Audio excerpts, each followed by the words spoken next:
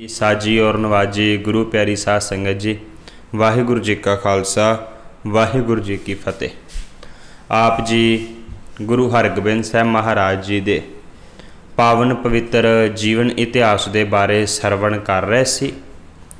सतगुरु साहब जी ने जिथे मुगलिया हुकूमत दे नाल टक्कर लई, उत्थे सतगुरु साहब जी ने थां पर थां जाके सिੱਖੀ का प्रचार किया। गुरु हरगोबिंद साहब महाराज जी की पहली जंग हुई जो पिपली साहब के स्थान के उपर अमृतसर की धरती के उपर जिथे अजकल खालसा कॉलेज शोभायमान है।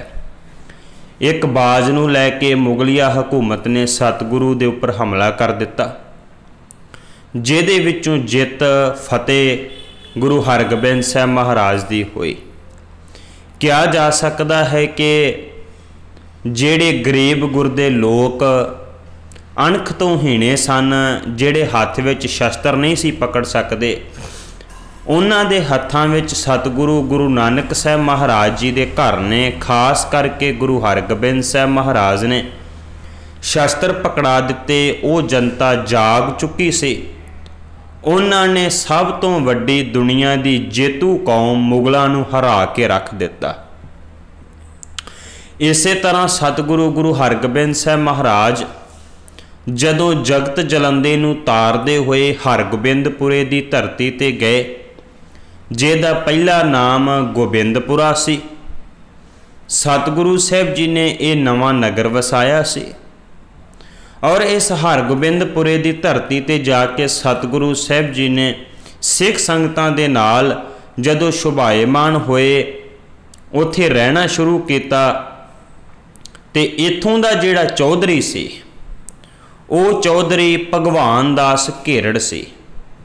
भगवान दास घेरड़ नूं जान बुझ के इत्थों का चौधरी बनाया गया सी चंदू दे वल्लों। ये चंदू उही है जिन्हें एक बारी गुरु अर्जन साहब महाराज जी दे कोल गुरु हरगोबिंद साहब वास्ते अपनी पुत्री का रिश्ता भेजिया सी। बाद विच हंकार भरे ऐसे बोल कहे कि सिख संगतां ने क्या महाराज असीं इस दी बच्ची का रिश्ता नहीं लै सकते। सतगुरु गुरु अर्जन साहब महाराज ने इस दी बच्ची का रिश्ता लैन तो इनकार कर दिता सी। फिर ये गुरु घर का विरोधी बन गया ते इत्थों तक विरोधी बनया कि गुरु अर्जन साहब महाराज नूं शहीद करवाउण वास्ते इसने बहुत ज़्यादा जोर लाया।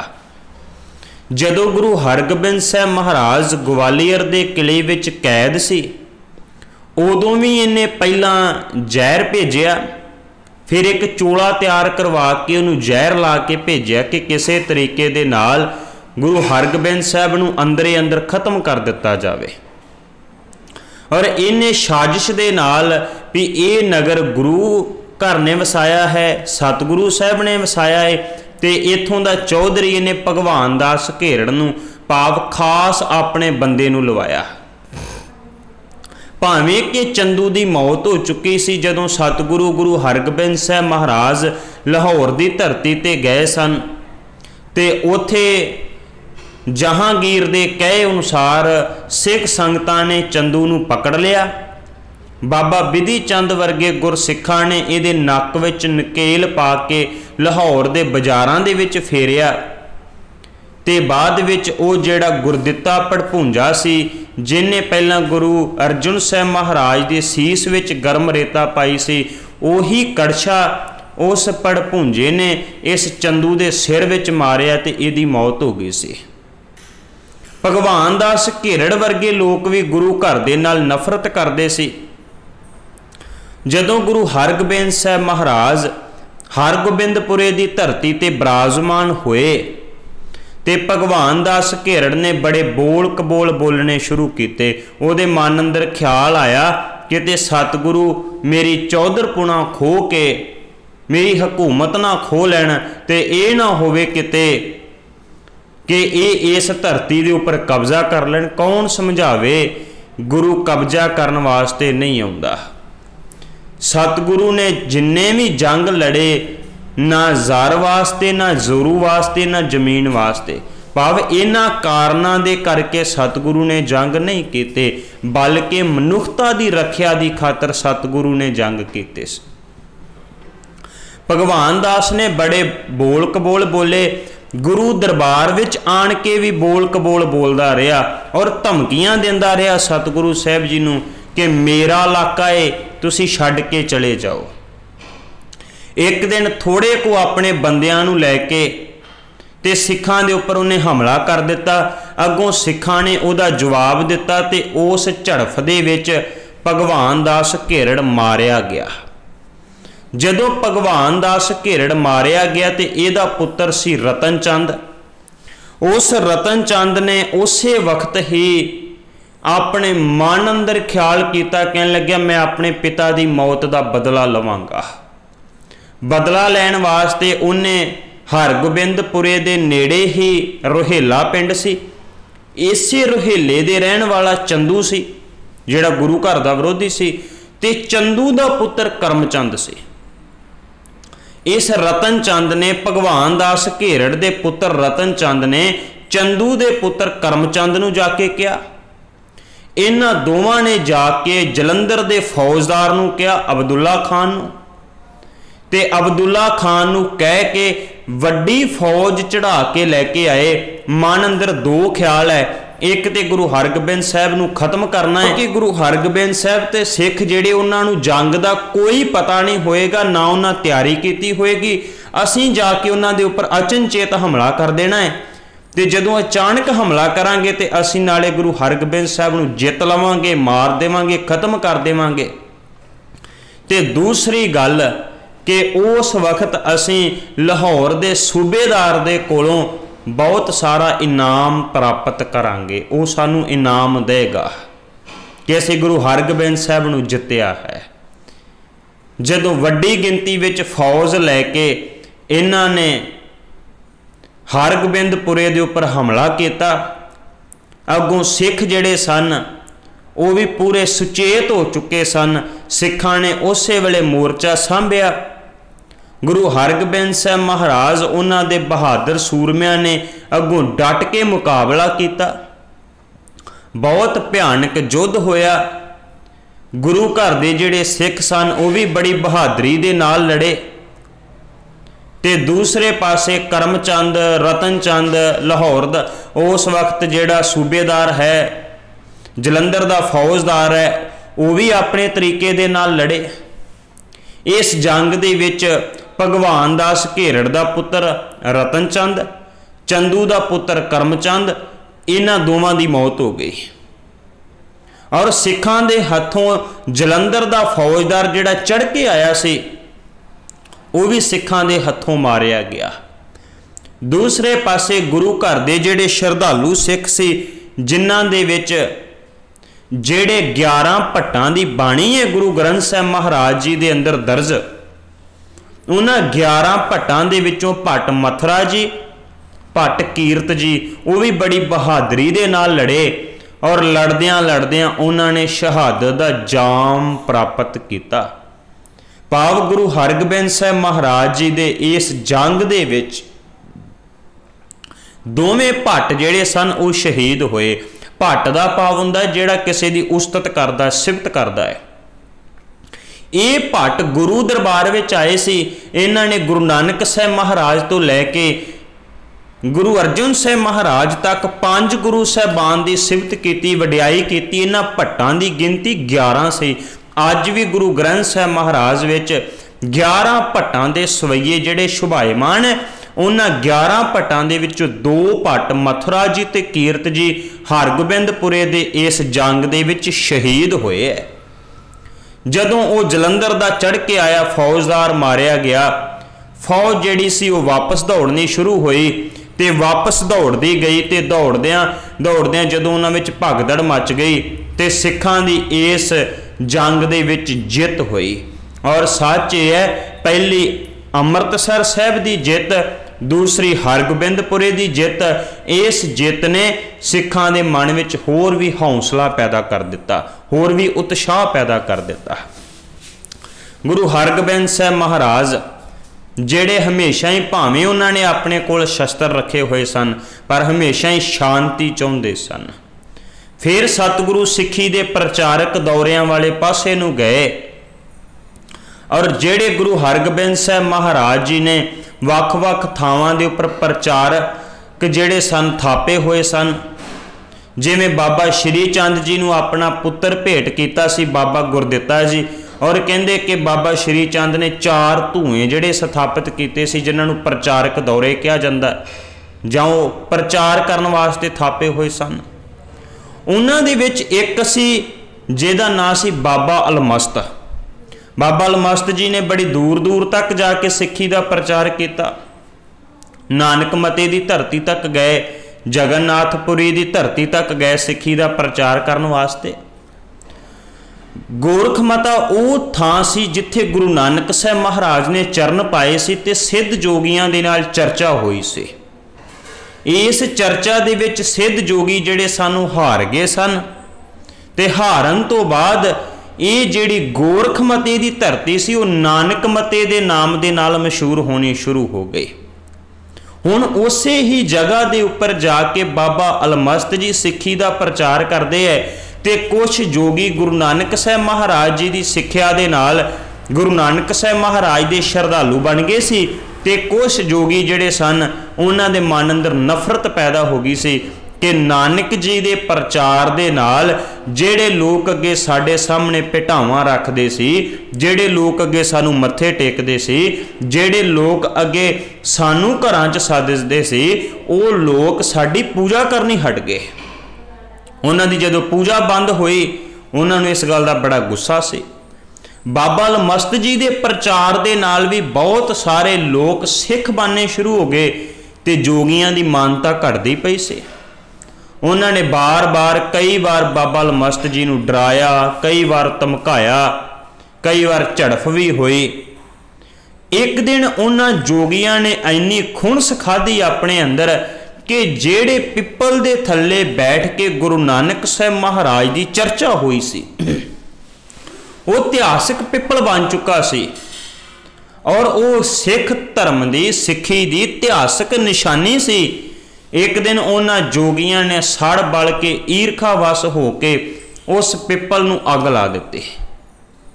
ਬਾਬਾ ਅਲਮਸਤ ਜੀ ਨੇ ਗੁਰੂ ਹਰਗੋਬਿੰਦ ਸਾਹਿਬ ਮਹਾਰਾਜ ਜੀ ਨੂੰ ਸੁਨੇਹਾ ਭੇਜਿਆ, ਸਤਿਗੁਰੂ ਇਹ ਜੋਗੀ ਭਾਵੇਂ ਨਫ਼ਰਤ ਕਰਦੇ ਸੀ, ਭਾਵੇਂ ਪਹਿਲਾਂ ਮੈਨੂੰ ਬੋਲ ਕਬੋਲ ਬੋਲਦੇ ਸੀ, ਧਮਕੀਆਂ ਦਿੰਦੇ ਸੀ, ਪਰ ਮੈਂ ਕੋਈ ਪਰਵਾਹ ਨਹੀਂ ਕੀਤੀ, ਪਰ ਹੁਣ ਮੇਰੇ ਕੋਲੋਂ ਬਰਦਾਸ਼ਤ ਨਹੀਂ ਹੁੰਦਾ। ਇਹਨਾਂ ਨੇ ਇਤਿਹਾਸਕ ਪਿੱਪਲ ਨੂੰ ਵੀ ਅੱਗ ਲਾ ਦਿੱਤੀ ਹੈ। ਉਸ ਵਕਤ ਗੁਰੂ ਹਰਗੋਬਿੰਦ ਸਾਹਿਬ ਮਹਾਰਾਜ 500 ਘੋੜਸਵਾਰ ਨਾਲ ਲੈ ਕੇ ਪੰਜਾਬ ਦੀ ਧਰਤੀ ਤੋਂ ਉਸ ਯੂਪੀ ਦੀ ਧਰਤੀ ਵਾਲੇ ਪਾਸੇ ਨੂੰ ਗਏ, ਨਾਨਕ ਮਤੇ ਦੀ ਧਰਤੀ ਤੇ ਗਏ। ਸਤਿਗੁਰੂ ਸਾਹਿਬ ਜੀ ਨੇ ਉਹਨਾਂ ਜੋਗੀਆਂ ਦੇ ਨਾਲ, ਉਹਨਾਂ ਸਿੱਧਾਂ ਦੇ ਨਾਲ ਵਿਚਾਰ ਚਰਚਾ ਕੀਤੀ। ਉਹਨਾਂ ਨੂੰ ਸਤਿਗੁਰੂ ਸਾਹਿਬ ਜੀ ਨੇ ਸਮਝਾਇਆ ਵੀ। ਮਹਾਰਾਜ ਕਹਿਣ ਲੱਗੇ ਤੁਸੀਂ ਕਿਹੜੇ ਚੱਕਰਾਂ 'ਚ ਪਏ ਹੋਏ ਹੋ, ਨਾਲੇ ਤੁਸੀਂ ਧਰਮੀ ਅਖਵਾਉਂਦੇ ਹੋ ਤੇ ਨਾਲੇ ਤੁਸੀਂ ਇੰਨੀ ਈਰਖਾ ਕਰਦੇ ਹੋ ਕਿ ਸੜ ਬਲ ਕੇ ਕੋਲੇ ਹੋ ਜਾਂਦੇ ਹੋ। ਇੰਨੀ ਨਫ਼ਰਤ ਹੈ ਤੁਹਾਡੇ ਮਨ ਦੇ ਅੰਦਰ, ਤੁਹਾਡੇ ਦਿਮਾਗ ਦੇ ਵਿੱਚ ਇੰਨੀ ਨਫ਼ਰਤ ਭਰੀ ਹੋਈ ਹੈ। ਜਦੋਂ ਸਤਿਗੁਰੂ ਨੇ ਇਹ ਉਪਦੇਸ਼ ਦਿੱਤਾ, ਨਾਲੇ ਸਤਿਗੁਰੂ ਸਾਹਿਬ ਜੀ ਦੇ ਨਾਲ ਉਹਨਾਂ ਨੇ ਸ਼ਸਤਰਧਾਰੀ ਸੂਰਮੇ ਦੇਖੇ, ਉਹ ਜੋਗੀ ਡਰ ਗਏ। ਔਰ ਇਤਿਹਾਸ ਕਹਿੰਦਾ ਆਪ ਸਤਿਗੁਰੂ ਜੀ ਨੇ ਅਜੇ ਉਹ ਜਿਹੜਾ ਪਿੱਪਲ ਸੀ ਸੜ ਰਿਹਾ ਸੀ, ਧੋਖ ਰਿਹਾ ਸੀ, ਗੁਰੂ ਹਰਗੋਬਿੰਦ ਸਾਹਿਬ ਮਹਾਰਾਜ ਨੇ ਆਪ ਜਾ ਕੇ ਉਸ ਪਿੱਪਲ ਦੀ ਅੱਗ ਨੂੰ ਬੁਝਾਇਆ ਸੀ। ਔਰ ਸਤਿਗੁਰੂ ਗੁਰੂ ਹਰਗੋਬਿੰਦ ਸਾਹਿਬ ਮਹਾਰਾਜ ਜੀ ਨੇ ਉਹਨਾਂ ਜੋਗੀਆਂ ਨੂੰ ਉਪਦੇਸ਼ ਦਿੱਤਾ। ਉਸ ਦਿਨ ਤੋਂ ਪੱਕੇ ਤੌਰ ਦੇ ਉੱਪਰ ਉਹ ਜਿਹੜਾ ਗੋਰਖਮਤਾ ਭਾਵ ਜਿਹੜਾ ਜੋਗੀਆਂ ਦਾ ਗੁਰੂ ਸੀ ਗੋਰਖਨਾਥ, ਉਹਦੇ ਨਾਮ ਦੇ ਉੱਪਰ ਧਰਤੀ ਸੀ ਔਰ ਪੱਕੇ ਤੌਰ ਦੇ ਉੱਪਰ ਉਹ ਨਾਨਕ ਮਤਾ ਦੇ ਨਾਮ ਨਾਲ ਮਸ਼ਹੂਰ ਹੋ ਗਈ। ਇਸ ਗੱਲ ਦਾ ਜ਼ਿਕਰ ਭਾਈ ਗੁਰਦਾਸ ਸਾਹਿਬ ਨੇ ਵੀ ਕੀਤਾ। ਉਹ ਕਹਿੰਦੇ ਸਿੱਧ ਆਸਨ ਸਭ ਜਗਤ ਦੇ, ਨਾਨਕ ਆਦ ਮਤੇ ਜੇ ਕੋਆ। ਜਿੱਥੇ ਲੋਕ ਕਿਤੇ ਸਿੱਧਾਂ ਨੂੰ ਯਾਦ ਕਰਦੇ ਸੀ, ਗੁਰੂ ਨਾਨਕ ਸਾਹਿਬ ਮਹਾਰਾਜ ਜੀ ਦੀ ਚਰਚਾ ਦੇ ਨਾਲ ਉਹ ਲੋਕ ਨਾਨਕ ਦੇ ਨਾਮ ਦੇ ਨਾਲ ਜੁੜਨੇ ਸ਼ੁਰੂ ਹੋ ਗਏ। ਗੋਰਖਮਤੇ ਵਰਗੀਆਂ ਜਗ੍ਹਾ ਵੀ ਬਦਲ ਕੇ ਨਾਨਕ ਮਤੇ ਦੇ ਰੂਪ ਵਿੱਚ ਸਿੱਖ ਸੰਗਤਾਂ ਦੇ ਸਾਹਮਣੇ ਪ੍ਰਸਿੱਧ ਹੋ ਗਈਆਂ। अज भी आपां उस स्थान नूं नानक मते दे नाम नाल याद करते हैं। सतगुरु साहब जी ने बाबे अलमस्त नूं अपनी छाती दे नाल लाया। महाराज ने बहुत सारियां बख्शिशां कीतियां ते सतगुरु ने कहा, महाराज कहंदे इहो जे जिहड़े विरोधी लोग तुहाडा विरोध कर रहे सी, इस दे बावजूद भी तुसीं सिੱਖੀ दा प्रचार कीता। अज भी बहुत सारे ऐसे विरोधी है जिहड़े विरोध विच बोलते हैं, पर सच है उन्हां दे विरोध विच बोलण करके, उन्हां दा विरोध करन करके कई बार सिੱਖੀ दा प्रचार करन वाले प्रचारक भी अपनी गल तो डोल जाते हैं, अपनी गल कह नहीं पाउंदे, सच कह नहीं पाउंदे। जे मैं क्या ये लोग दुआले हो जाणगे, ये लोग मारनगे, ये लोग कुट्टणगे जां विरोध करनगे।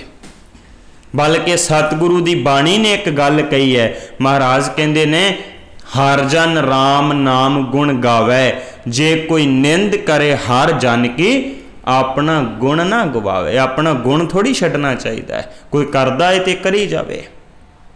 बाबा अलमस्त जी का इन्ना विरोध करते सी, उन्होंने अपना सिੱਖੀ का प्रचार नहीं छड्डिया। भावें किन्ना भी लोग विरोध करन, सानू बाबे नानक की बात कहनी चाहिए है, भावें कोई विरोध करता होवे। गुरु हरगोबिंद साहब महाराज उस नानक मते की धरती तो वापस आए। वख-वख रियासतां दे थाणी हुंदे होए सतगुरु साहब जदों वापस आउंदे पए ने ते थां थां दे उपर सतगुरु गुरु हरगोबिंद साहब महाराज पड़ा करते सन। एक जगह दे उपर गुरु हरगोबिंद साहब महाराज ने पड़ा कीता ते सतगुरु गुरु हरगोबिंद साहब महाराज जी ने अपना वो जिहड़ा सिपाहियां वाला बाणा धारण किया, नाल सिख संगतां नूं लिया, सिखां नूं लिया ते शिकार खेडण वास्ते चल पे। जदों शिकार खेडण वास्ते गुरु हरगोबिंद साहब महाराज चले ते उस वक्त शिकार खेड के वापस आ रहे सन ते सतगुरु नूं एक फकीर मिलिया। उस फकीर दा नाम सी समर्थ राम जी दास। समर्थ राम जी दास जां उहनूं कई इतिहासकारां ने समर्थ रामदास भी लिखिया है। वो समर्थ रामदास जदों गुरु हरगोबिंद साहब महाराज जी नूं मिलिया, उन्हें देखा कि कैसा गुरु है। लोग तो कहते कि गुरु नानक साहब महाराज जिहड़े है वो बड़े त्यागी सुभाव वाले सन, साधु सन, ते गुरु नानक साहब दे वारस हो के इन्हां ने शस्त्र धारण कीते है, शिकार खेडण वास्ते भी जाते हैं, ये गृहस्थी भी है, ये किवें हो सकता है। उसे वक्त गुरु हरगोबिंद साहब महाराज जी ने जवाब दिता। महाराज कहन लगे, कहंदे सच ये है कि समर्थ रामदास ये जिहड़े शस्त्र है ना, ये शस्त्र अपने शौक वास्ते नहीं है। सतगुरु ने कहा ये जिहड़े शस्त्र है ना, ये शस्त्र जरवाणियां दा गरीबां दी रखिया करन वास्ते है। ये शस्त्र गरीबां दी रखिया करन वास्ते धारण कीते है। गुरु हरगोबिंद साहब महाराज कहन लगे कि गुरु नानक साहब महाराज त्यागी नहीं सन, उन्होंने माया का त्याग किया सी। संसार विच रहिंदियां होइयां उन्होंने माया नूं त्याग्या सी। ते सतगुरु कहंदे सच है धन दौलत चाहिदी है, ये जिहड़े शस्त्र है ये गरीब जरवाणियां दी रखिया दे वास्ते धारण कीते है। जदों ये गल कही, वो जिहड़ा समर्थ रामदास सी ना, वो बड़ा प्रसन्न होया, मुस्कुराया ते मुस्कुरा के कहन लगा जे हमारे मन भावती है, भाव भी ये गल मैनू चंगी लगी है। उही समर्थ रामदास गुरु हरगोबिंद साहब महाराज जी तो प्रेरित होया ते प्रेरित हो के वो महाराष्ट्र की धरती ते गया, जिथे शिवाजी मरहटे का धार्मिक गुरु बनया। ते धार्मिक गुरु बन के उन्हें शिवाजी मरहटे नूं पा मरहटियां नूं तैयार किया, जिहड़े गुलाम सन उन्होंने अपनी आज़ादी वास्ते संघर्ष किया। और वो प्रेरित होया गुरु हरगोबिंद साहब महाराज जी तो। ते गुरु हरगोबिंद साहब महाराज मीरी पीरी दे मालक बन के, जिथे सतगुरु ने मीरी दे रूप विच जंगां कीतियां, युद्ध कीते, उत्थे पीरी दे रूप विच सिख संगतां दा उद्धार किया, थां पर थां जाके सिੱਖੀ का प्रचार किया। ऐसे दीन दयाल सतगुरु गुरु हरगोबिंद साहब महाराज उन्हां दे जीवन दे विचों प्रेरणा लैके सानू भी अपने मनुखा जीवन में सफल बनाना चाहिए। इन्नियां बेनतियां प्रवान होइयां बेअंत प्रकार दीयां भुलां खिमा कर देनियां। ਅੱਗੇ ਵਾਸਤੇ ਸਮਤ ਬਖਸ਼ਣੀ, ਭੁੱਲ ਚੁੱਕ ਦੀ ਖਿਮਾ। ਵਾਹਿਗੁਰੂ ਜੀ ਕਾ ਖਾਲਸਾ, ਵਾਹਿਗੁਰੂ। ਸਿੱਖ ਧਰਮ ਦੀ ਹਰ ਗਤੀਵਿਧੀ ਅਤੇ ਗੁਰਬਾਣੀ ਵਾਸਤੇ ਹੁਣੇ ਸਬਸਕ੍ਰਾਈਬ ਕਰੋ ਗੁਰਬਾਣੀ ਅਖੰਡ ਬਾਣੀ ਅਤੇ ਨੋਟੀਫਿਕੇਸ਼ਨਸ ਵਾਸਤੇ ਬੈਲ ਨੂੰ ਰਿੰਗ ਕਰੋ।